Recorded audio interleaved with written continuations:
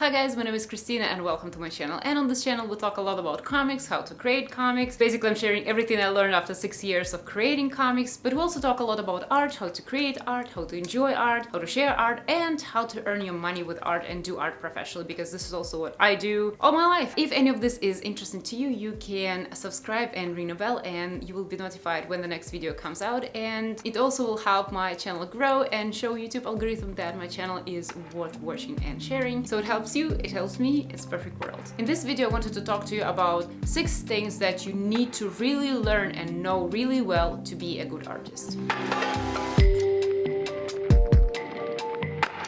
Art is obviously subjective, and there is a lot of elements of art that you really cannot say that this is better than the other thing, but there are several things that I think are very important and every artist should know and really understand to be able to call themselves at least even a professional artist, or to be a good and capable artist overall. So I'm gonna talk about those things and why you need to know them, and if you want me to create video for each of these things in details, please let me know in the comments down below. I can definitely do that, but some of them needs preparation and some of them might need to be like several videos just because topics are really huge. Basically, it's kind of like if I teach you this, I teach you how to become an artist. It's a lot of content, but basically, don't be shy, let me know. As an artist, just a premise, I mean visual artist, not a musician. I don't know how to do any of this, and just basically, I mean visual artist, drawing, creating, graphic design, painting, all of that stuff. Photography may also work, but mostly drawing part, but yeah, just a premise. So first thing that you really need to know is composition, and composition is really important. All of this that I'm gonna tell you is grammar, and a lot of people, they have this tendency to not like the restrictions and assume that restriction kind of hold them creatively, which is not true. If anything, restrictions help you creatively, because all these rules that I'm gonna mention, they're all about sharing with you everything artists before you learned from hundreds and thousands of years ago, and they learned all these correlations that if you do this, there's gonna be the effect. So they learned all of that, and basically now it's all combined in the form of rules. So for example, you know that this composition creates this effect, and that means that you know what to do to have this effect. Or even if you want to break the rule and create a different effect, now you know which rule to break, and you know it because artists before you tried it all and they figure out what works and what doesn't, and you can invent something on top of it, but you really kind of need to know this. So first is composition. Composition is really important because composition creates the whole vibe of your project. The composition and how the shapes and colors and everything is balanced, and how it all comes together and creates the correct visual balance, and also helps the eye of the viewer to travel within what you created correctly. There's a lot of rules of compositions, but basically when composition is done right, the point of composition is to help the viewer to experience your art the way you want and have the feeling that you want when they interact, and to see the important parts of your drawing right away. So for example, now I'm obviously standing in the middle of the shot. It's because I want you to see me right away and understand that I'm the main subject of the shot and I'm the main thing that you have to pay attention to. So this is something that composition communicates right away. Or for example, if I would be standing here, you would be like, interesting, so what should we exactly pay attention to this girl over there, or this absolutely gorgeous light over here, or even this peace lily? All of them kind of equally presented and we don't know, and it's hard to understand. So this is kind of like very rough example of how composition really helps you, and if composition done wrong, it confuses people. But there's more rules to composition, what composition can do. This is just one very simple example for you to understand why it's important. This is like the premise. Basically, composition helps your viewer, consumer, or person who are creating your art for to interact with the art the way you intend them to. Another thing that is mega important is perspective. Perspective. Very important for drawing. It's extremely important. Basically, perspective helps us to understand where objects are in space in relationship to each other, and how to, it's basically, I don't know how to call it properly. It's like a visual, it's almost like a visual mathematics, I'd say. So basically it's a system that helps you understand how we perceive the world and perceive the distance and how things go into the distance, and how basically teaches you all the rules of how it works, so you can recreate the correct effect of how we perceive reality in your drawing. There is different types of perspective. This is stuff that you need to learn. There is There's absolutely rules to perspective. There is rules how it works. And when you learn the rules, you will be able to create your own objects and make them look completely believable, how I see them in real world. Also, it will help you if you're working with real world, you're drawing something from a real world, will help you understand how to draw it correctly as it is. So perspective is extremely important, and it's not only for like the objects. You start to learn perspective for very simple objects, cones, cylinders, boxes, the cubes, and then you understand that perspective really applies to everything, even the complex forms like human body. Like see, like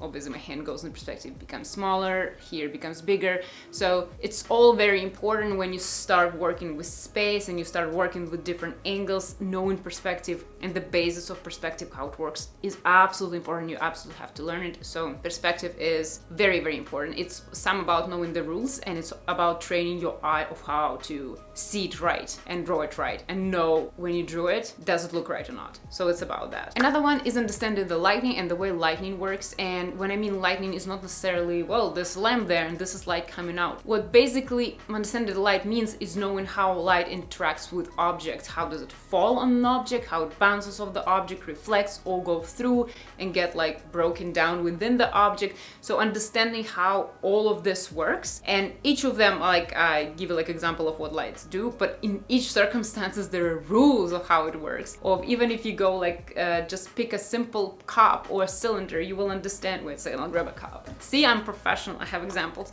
So even if you have a cup, well, that's kind of hard because I have a very flat light here. Let's see if we can have a lot of lights.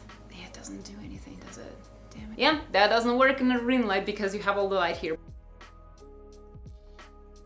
Put it away because the way light works on black objects is different than the light works on white objects. So white objects, even though they're white, they will still have very dark shadows, and some materials will look completely different. Like for example, clay will look one way, glossy object will look another way. Depending on the object's density, the light would act differently with this object. So there's a lot of things, and some of them you will learn by potentially asking me to do a video, and I will do a video or like 10 videos on the subject because it's a big subject. Just understanding kind of like the basic rules of how the light works. And for this video, as you mentioned, I actually don't know all the English terms for all of this. Like in Russia, like what I showed you on the cup, it's like цветень, полутень, тень, reflex. I know the Russian terms, I don't know the English terms. I have to actually like get like specific terms in English. But basically you understand the rules, but then it's also you observe different material, different objects, different lighting scenario. You practice, and slowly you learn. And sometimes, a lot of the times, I draw something, I don't know how this material reflects light correctly and how it works in different lighting scenarios. So I have to learn it, and then I have to do it. So I learn every day about different materials and everything as well. So the light, that's something that you really, really need to know. Another thing that you need to learn and know really well is color and how color works. And it involves a lot of things. It's more than just one lecture that you need to consume. It's a lot. The way light works is connected to the way color works a lot. That's why I put them in this order. So basically you understand that basically color is the way light reflects from different objects. So we see colors of different objects differently because of how the light hits them and what angle it reflects with, and like how it breaks down and what color it creates. It's all basically about the light, and understanding the light is very important for traditional art and for digital art because there is different ways the color behaves in different mediums. For example, if you use paint, their combination of all the colors will create black. So this is how the printer works. The physical colors, physical paints combined will create black, and the light that emits like sun or the rays from your computer, combining all the colors will create light. So this is called additive color mixing thing. And if you have colors that come together, when they come together they create black, that called subtractive. Physical called subtractive, and this called additive. I might pronounce this word really wrong, but basically you have to understand how the colors work, and that is one hole you can fall into. Another one is understanding the color wheel and how color will work. And color wheel basically will help you understand how to mix colors properly, how different colors will behave next to another color, which colors will create very messy colors, which colors will create good colors. Good artists should have literally a paint box with 6 colors in it and should be able to paint whatever the hell they want with just the 6 colors because they know how to mix them. So basically you just need yellow, blue, red, white and black colors to paint anything and to combine them. And to understand this, you need to understand how a color wheel and how it works, and basically the science behind color wheel. Color wheel, it looks cool, like it looks like a colorful wheel, but it's genius. Like the way how it is, every every color is organized, it's absolutely genius, and you need to really research it and understand how colors work. And then this is something that you need to know. And then there's another hole that you fall into, is like combining the colors, which color combination are good and which combination are not, where you can like really get creative. But to get this creative, you need to really understand how the basics of the color work. Another thing that you need to understand is anatomy. I left it for last, like, because anatomy is usually something that is more advanced and something that you learn later. You usually started learning from drawing inanimate objects, and then you go to actual animate